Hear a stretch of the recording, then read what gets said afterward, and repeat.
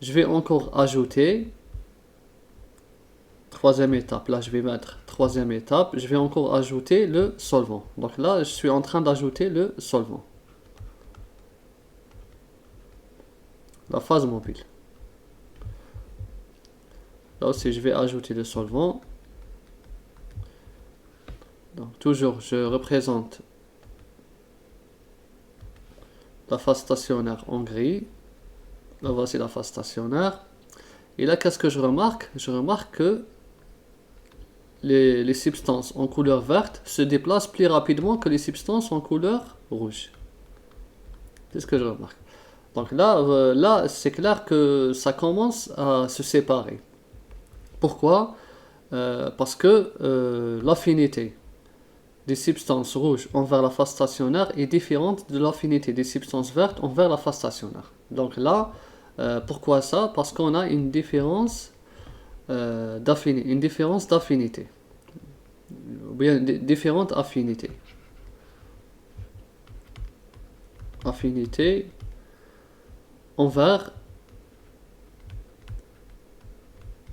la phase stationnaire.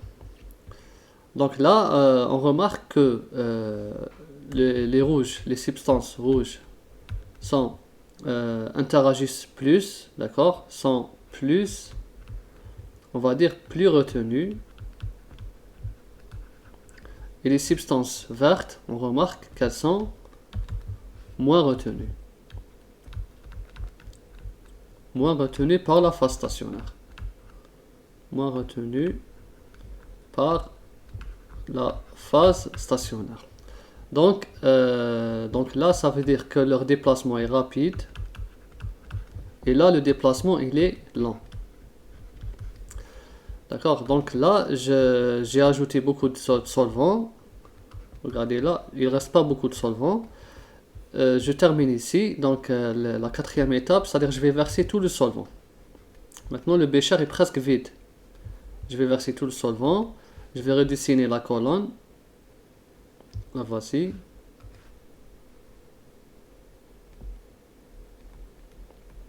Et bien sûr, quand je verse le solvant, ici c'est ouvert. D'accord? Là, j'écris O, ça veut dire que c'est ouvert.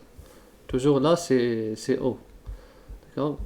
Donc là, c'est pour ouvrir, là c'était fermé.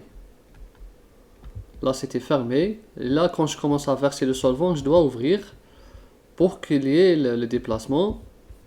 Donc là, c'est toujours ouvert. Je vais écrire O, c'est-à-dire que c'est ouvert.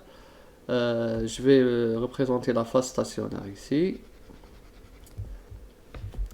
Donc là, qu'est-ce que je remarque? Je remarque que... Donc là, je vais remarquer que les substances vertes commencent à sortir. Et là, je vais récupérer, par exemple, par un Erlenmeyer. Je vais récupérer l'Erlenmeyer. Voilà. Et là, comme les substances rouges ont une forte interaction avec la phase stationnaire, elles vont se déplacer lentement. Et regardez là.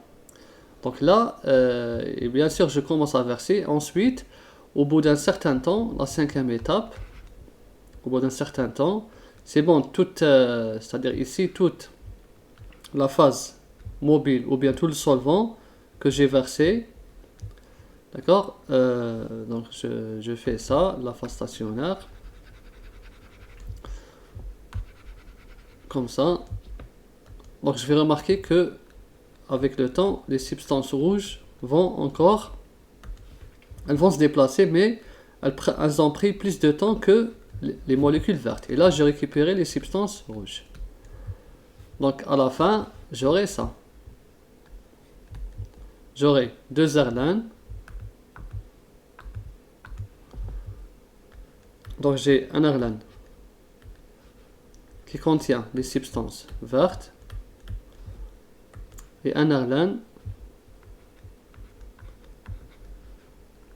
qui contient les substances rouges. Voilà la séparation des composants, des constituants du mélange. Donc là, j'ai séparé. Le vert, il sort en premier et le rouge, il sort en dernier. Je vais l'écrire en rouge. Donc celui-ci, il sort en dernier. Voilà le principe de séparation en chromatographie. Il faut qu'il y ait une phase mobile pour déplacer les substances et selon l'interaction des substances avec la phase stationnaire, le déplacement serait plus ou moins lent pour une forte interaction. Si la substance a une forte interaction, d'accord, forte interaction. Bon, là, je vais, puisque j'ai mis le vert pour la faible interaction. Donc là, faible interaction, c'est-à-dire que là, rapide, déplacement rapide. Et forte interaction,